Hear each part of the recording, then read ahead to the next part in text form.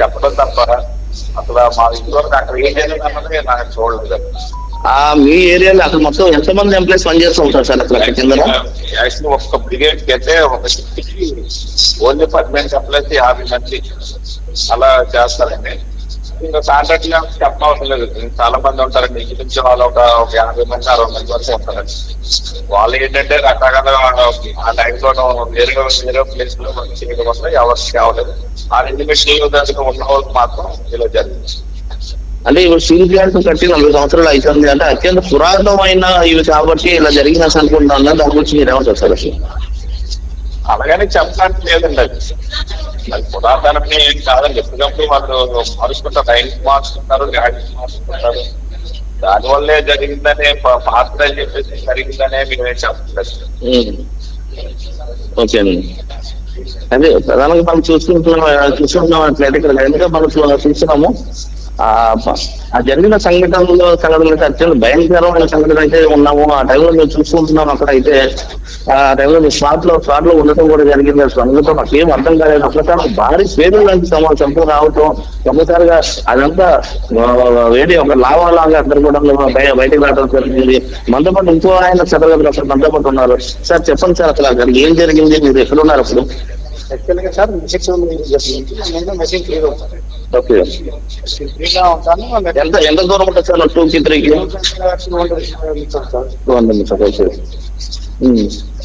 తర్వాత అక్కడ బ్లాక్ అయింది, మెటల్ ఫ్లాట్ అయింది.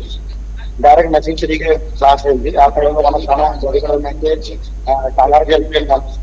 కానీ తర్వాత 5 జరిగింది మొత్తం తెలియదు. ఓకే, అసలు మీరు అక్కడ ఉన్నప్పుడు మీకు ఆ శబ్దం కానీ ఎలా మీకు జరిగినట్టు ఎలా తెలిసింది సార్? అది సౌండ్ అయింది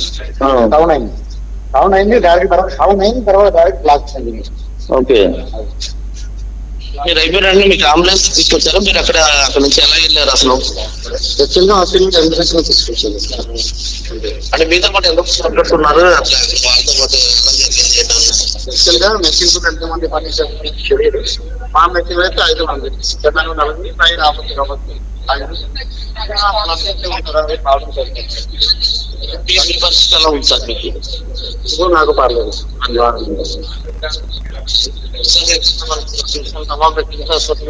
ఎవరైతే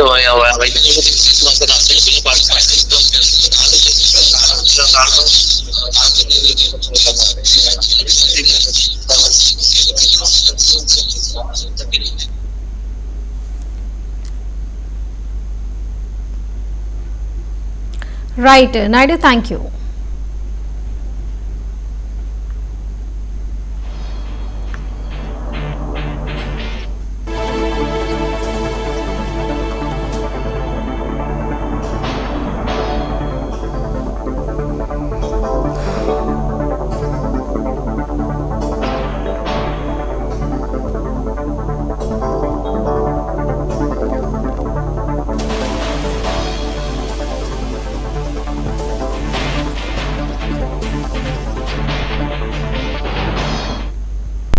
ఏదైతే స్టీల్ ప్లాంట్లో ఎప్పుడు జరగనటువంటి దగ్గర మరి యాక్సిడెంట్ జరగడం, మరి దానికి కేంద్ర మంత్రి అయినటువంటి కుమారస్వామి గారు, యూనియన్ స్టీల్ మినిస్టర్ గారు వచ్చి వాళ్ళు కాంపెన్సేషన్ అనౌన్స్ చేశారు. స్టీల్ మినిస్ట్రీ నుంచి 25 లక్షల రూపాయలు, అలాగే ప్రైమ్ మినిస్టర్ రిలీఫ్ ఫండ్ నుంచి 2 లక్షల రూపాయలు, అంటే 20 లక్షల రూపాయలతో పాటు వాళ్ళు పనిచేస్తున్నటువంటి ఆ ఈఎస్ఐ కానీ పిఎఫ్ కానీ ఆ స్టాట్యూటరీ బెనిఫిట్స్ ఏమున్నాయో అవన్నీ కూడా అదనంగా వస్తాయి.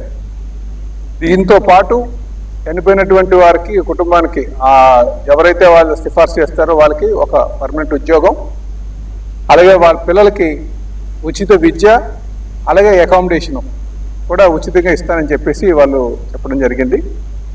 ఇక రేపు స్టేట్ గవర్నమెంట్ నుంచి ఏమైనా ఉన్నా సరే రేపు ముఖ్యమంత్రి గారితో మాట్లాడి మేము కొంత అమౌంట్ కూడా అనౌన్స్ చేయడం మా ప్రయత్నం చేస్తామని చెప్పి తెలియజేస్తున్నామండి. చనిపోయిన కుటుంబాలు ఉన్నాయో వారి యొక్క బాధ వందనాతీతం అనేటువంటి విషయాన్ని కూడా మనందరూ కూడా గ్రహించాలి. తప్పనిసరిగా వారి కుటుంబాలకు అన్నిటికీ కూడా అందరికీ కూడా ఒక భరోసా ఇచ్చేటువంటి విషయంలో వారి కుటుంబం భవిష్యత్తు సంబంధించినటువంటి విషయాల్లో తప్పనిసరిగా యాజమాన్యం బాధ్యత తీసుకుంటుంది అనేటువంటి విషయాన్ని కూడా ఈ సందర్భంగా చెప్తున్నాను. ఇందాక మంత్రివర్యులు కుమారస్వామి గారు వచ్చి వెళ్ళడం జరిగింది. చనిపోయినటువంటి వ్యక్తుల్ని ఈ వారి కుటుంబానికి మనం అందజేయలేము అనేటువంటి విషయం మనందరికీ కూడా తెలుసు. ఒక పేడకల్ ఇది.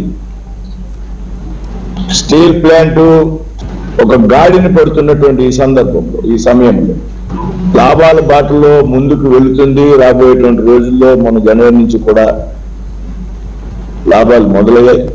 మరింత లాభాల పాట రాబోయేటువంటి రోజుల్లో దీన్ని తీసుకువెళ్ళాలి. మనందరికీ తెలుసు, ఆంధ్రప్రదేశ్ రాష్ట్ర, యావత్ తెలుగు రాష్ట్ర, ఆంధ్రప్రదేశ్ కాదు ఉమ్మడి తెలుగు రాష్ట్ర ప్రజల సెంటిమెంట్ చనిపోయిన మరి ఆ ల్యాడీలు విరిగి సుమారు 8 మంది కూడా చనిపోవడం, 6గురికి గాయాలవడం, అందులో 2 తీవ్ర గాయాలవడం చాలా బాధాకరంగా ఉందండి. ఎందుకంటే స్టీల్ ప్లాంట్ అంటే ఒక సెంటిమెంట్. స్టీల్ ప్లాంట్ ఏం జరిగింది అంటే అది సొంత ఇంట్లో జరిగినట్టు బాధగా ఉంటుంది. ఇది ఇలాంటి